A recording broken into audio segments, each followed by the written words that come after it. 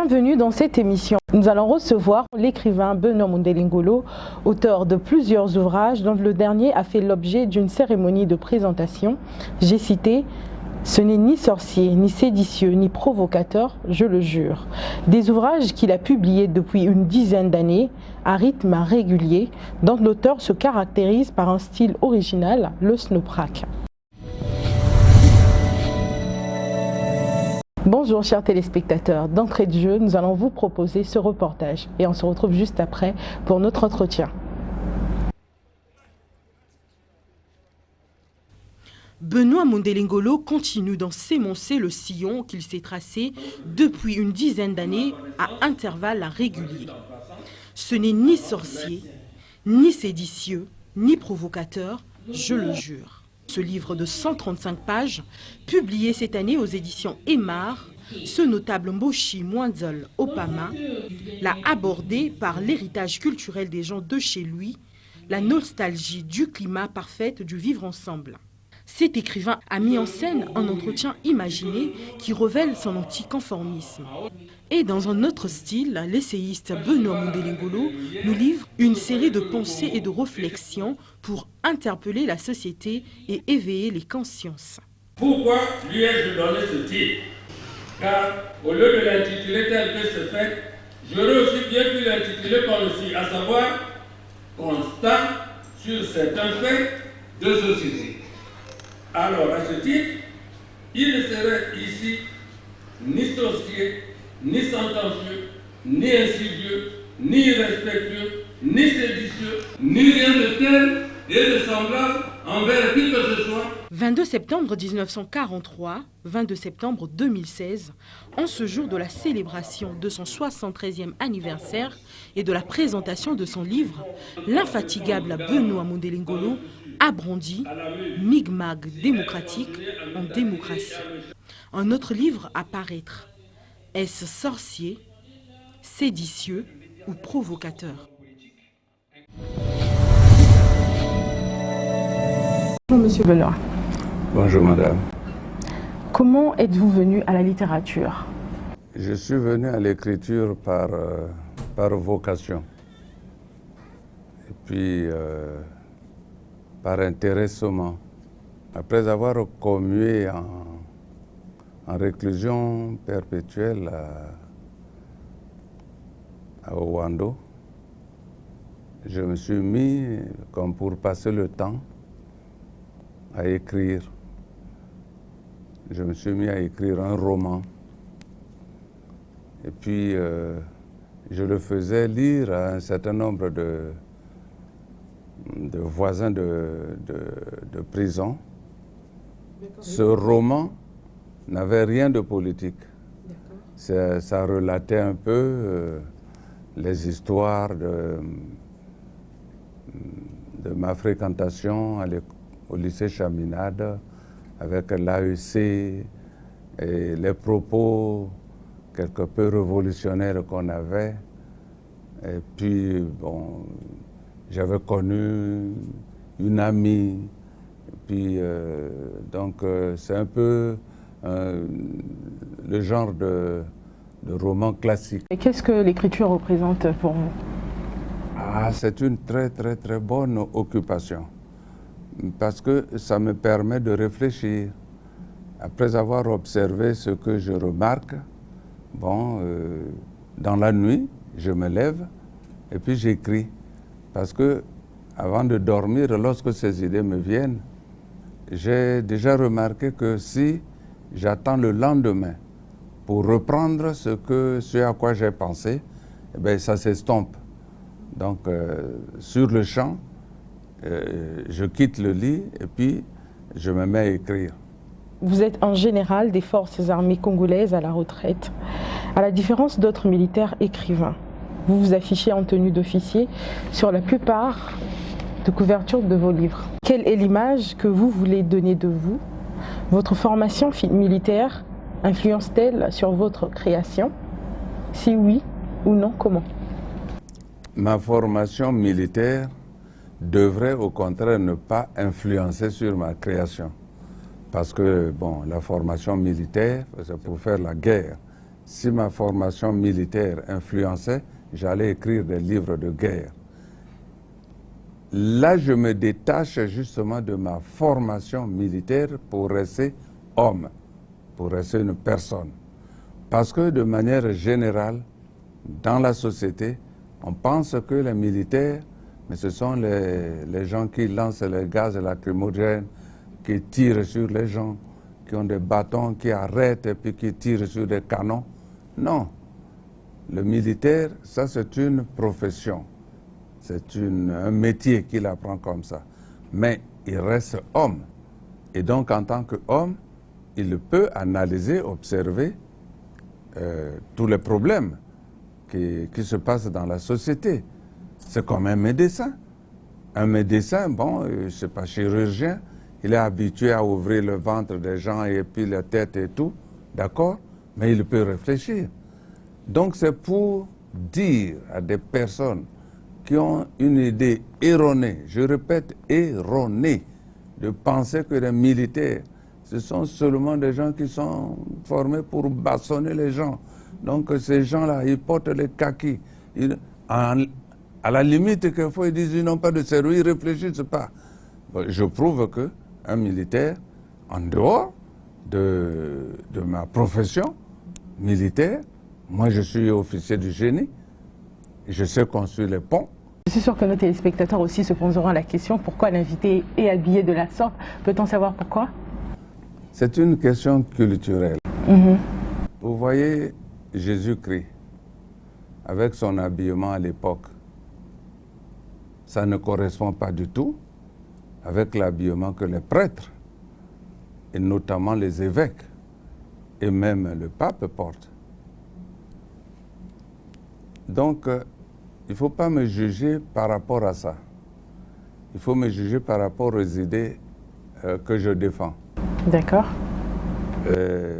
Mais ceci est la manifestation de mes origines. Parce qu'avant que les prêtres, que nous soyons en contact avec les colonisateurs, je pense que vous savez que l'Afrique était dirigée par des royautés, des chefferies. Donc je suis descendant d'une des chefferies de Ngoni, dans le district de Ngoni. Et c'est la chefferie Mwanjoropama. Je suis en ligne directe de cette descendance-là. Et il y a beaucoup de problèmes importants qu'on connaît là-dedans. Il est évident que lorsque le colonisateur est arrivé, et pour imposer sa culture, il trouvait cela comme, oui, disons le mot, il trouvait que c'est sorcier. Mais ce n'est pas sorcier du tout. Il y a eu une grande valeur de probité, de sagesse, d'honnêteté et de dignité surtout, de dignité. D'accord. Et de la reconnaissance d'une route dans la vasière congolaise, à ce n'est ni sorcier, ni séditieux, ni provocateur, je le jure, et bientôt micmac démocratique en démocratie. Vous continuez à ensemencer le sillon que vous vous êtes tracé depuis une dizaine d'années à intervalles réguliers. Dites-nous, comment organisez-vous votre travail d'écriture? À mes heures perdues, je réfléchis, surtout après avoir observé. Pas seulement au Congo, j'observe aussi à travers les médias, par la télévision, par les journaux, bon, ce qui se passe. L'écriture est pour vous une forme de loupe que vous vous servez pour observer la société en criant au déclin de la moralité, à l'inversion des valeurs tout en les décrivant. Vous le faites en opérant en plongeant dans les évangiles, dans la culture gréco-romaine, dans les siècles de lumière, dans les cultures africaines aussi, tout en ayant un profond ancrage dans votre sagesse traditionnelle et coutumière. Pourquoi vous vous abreuvez ainsi? Tout ce que vous avez cité là, la religion, la tradition coutumière, et puis la philosophie de manière générale, ce sont des sources. Si vous vous y appliquez, si vous vous y intéressez, ce sont effectivement des sources de connaissance du savoir. J'essaye de comparer qu'est-ce que la philosophie gréco-latine, qu'est-ce que la profondeur de ce qu'enseigne la tradition, qu'est-ce que l'Église catholique ou alors la religion gréco-latine a comme enseignement. Donc tout cela, quand on est quelque peu observateur et puis intéressé, on peut soutirer, disons, des thèmes qu'on peut développer. Jean-Baptiste Tati-Loutard a dit qu'il est difficile de rester fidèle à soi-même. Vous êtes resté fidèle à votre style qui n'obéit pas aux recommandations académiques, dans lequel vous vous permettez toutes les libertés, mêlant tous les genres littéraires, romans, nouvelles, poésie, essais, contes, en style teinté de malice, taquine, de l'humour qui fait pleurer et rire à la fois. Pourquoi cette transgression qui est une forme de rébellion? Non, ce n'est pas une rébellion. Et puis, vous citez là Piment sucré sous les tropiques. C'est en réalité mon premier livre. Et je l'avais donné à lui, qui est un doyen, parce que nous avons fait Chaminade ensemble, qu'il est difficile de rester fidèle à soi-même lorsque le temps, les circonstances et surtout les conditions de vie changent. L'intérêt suscite tellement de compromissions. J'ai rencontré tant d'hommes si déplorablement ondoyants que j'éprouve une sorte de respect instinctif pour ceux qui restent eux-mêmes, au mépris des occurrences. Naturellement, je ne manifeste aucune admiration pour ceux qui persistent dans la turpitude. Donc, ici, il ne s'agit pas de mon écriture, il s'agit de comportement des personnes. Comme il le dit, les personnes sont ondoyantes, c'est-à-dire en réalité opportunistes. Aujourd'hui, il défend bec et ongle quelque chose qu'il combattait hier. Ce n'est pas par conviction, parce que c'est devenu bien pour lui, mais parce que, comme il a dit, l'intérêt le pousse à oublier ce qu'il était hier et à défendre maintenant bec et ongle ce qu'il défendait hier. Pour mon écriture, non, ce n'est pas une rébellion, c'est une manière à moi d'écrire en pensant que c'est peut-être plus facile de lire. Il y a un tempo que je donne et qui est différent du tempo régulier lorsqu'on écrit, disons, de manière entre parenthèses, normalement. La complète d'un orphelin révèle les liens indestructibles entre votre maman morte et vous. Une maman qui vous a laissé inconsolable et qui a fini par vous apaiser en coopérant à deux avec votre ange gardien. Et les deux, sous forme de brise, viennent caresser votre dos jusqu'à ce que vous vous endormiez apaisé. À 73 ans, votre maman continue-t-elle à vous manquer? Est-ce pour compenser ce manque que vous construisez cette relation mystérieuse par l'exercice de votre imagination? Donc, j'ai perdu ma mère, j'ai 73 ans, mais si elle était toujours vivante, je serais son enfant. Je serais son enfant pour une dame. Moi, je ne suis pas dame, mais j'observe justement, une dame a toujours considéré son enfant, à n'importe quel âge, comme son enfant. Vous savez, ce texte-là, je l'avais lu à deux femmes. Quand j'étais à la préfecture, il y avait une qui avait pleuré. Parce que on dirait qu'elle s'était reconnue dans ma mère, que je regrettais avoir perdu très jeune. Celle qui est là, c'est sa mère. C'est celle qui m'a élevé, c'est ma grand-mère. C'est ma grand-mère. Alors, Elle avait pleuré parce qu'elle s'était reconnue. Et par contre, un orphelin, qui était un garçon, j'ai lu ça à Paris, il s'était reconnu comme si c'est il s'était même substitué à moi. C'est-à-dire ce que j'avais écrit, lui, il s'est retrouvé comme si c'était lui. Donc il regrettait également sa mère. En réalité, le texte-là pose le problème des rapports entre l'enfant et la mère, ou entre la mère et l'enfant. Là où elle se trouve, elle peut toujours regretter de n'avoir pas participé à l'éducation à l'éducation de son enfant. Bon, je suis le prétexte, hein. Je suis le prétexte. Beaucoup de personnes, je pense, peuvent se retrouver dans ce que j'ai écrit là. Un écrivain, c'est quelqu'un qui n'est pas content du monde tel qu'il est. Les guerres qui n'en finissent pas, des bébés qui ont été tuilés dans les mortiers à bois, des hommes normaux mariés qui font des enfants avec des folles, des cercueils luxueux avec climatiseurs à piles dans lesquels on met des corps qui auront à pourrir. Dites-nous pourquoi dire cela dans l'entretien d'un fou avec un mort. Bon. Là aussi, c'est l'imagination de l'auteur. Madame, je ne suis pas fou. Deuxièmement, je ne suis pas encore mort. Et pourtant, voilà, n'étant pas fou, n'étant pas mort, je me suis substitué à un fou et je me suis substitué à un mort.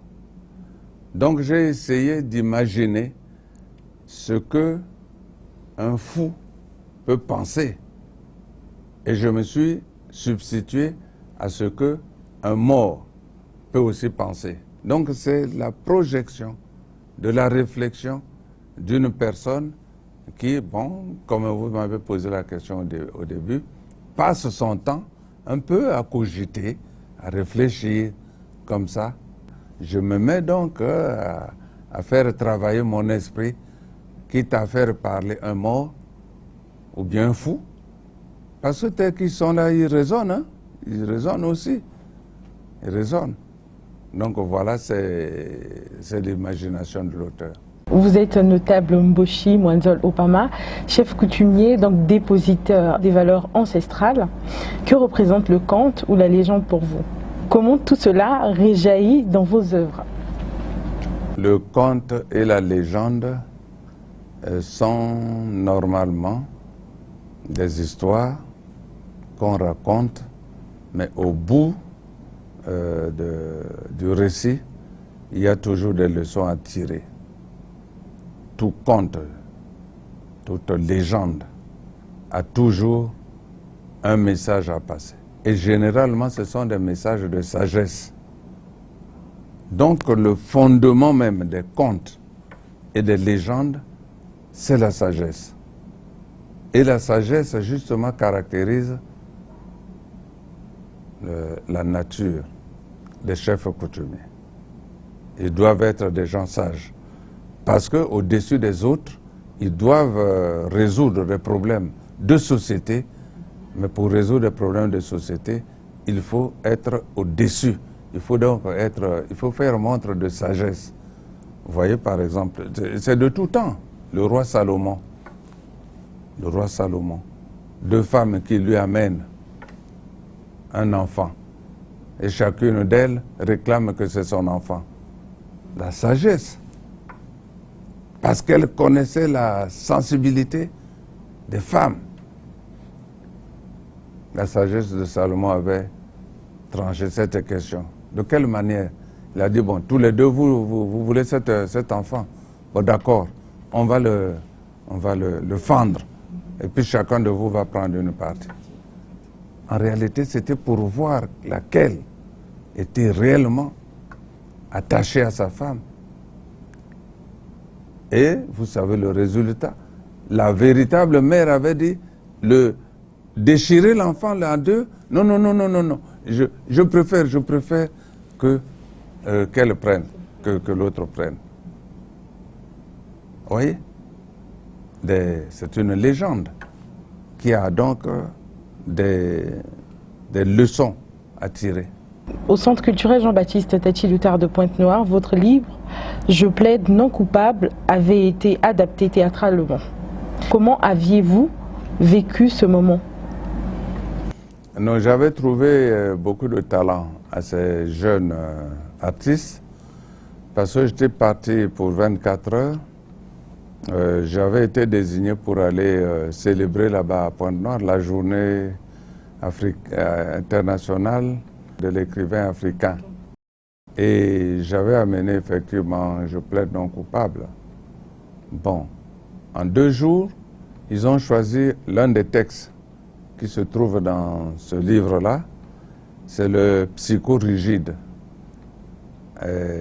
Et après la présentation du livre le matin, le soir, je crois, ils ont interprété ce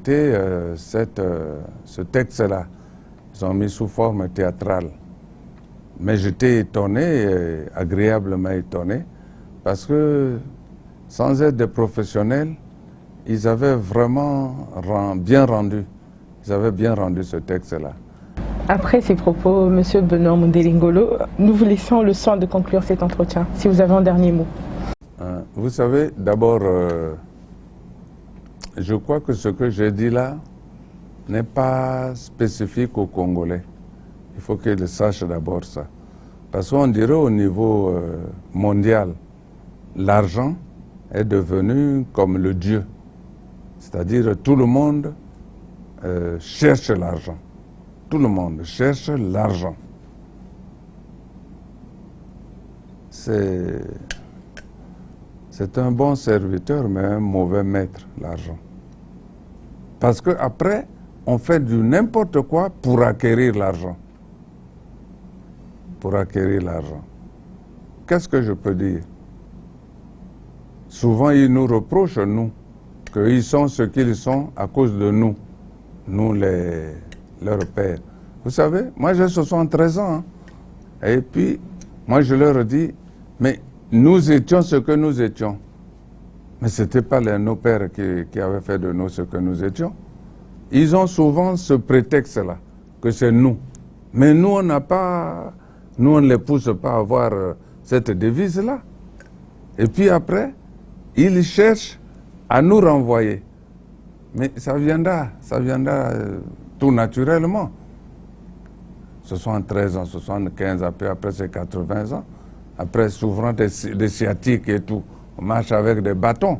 Donc finalement, c'est vous qui devez rester. Mais si vous restez avec cette idéologie-là, vos parents, vos enfants, vos petits-enfants, ce sont eux qui vont vous chasser. Ce sont eux qui vont vous chasser. Et comme je le dis dans d'autres livres, ils peuvent même vous pendre haut et court, parce que vous n'aurez pas résolu leurs problèmes, parce que vous voulez résoudre les vôtres. Hein?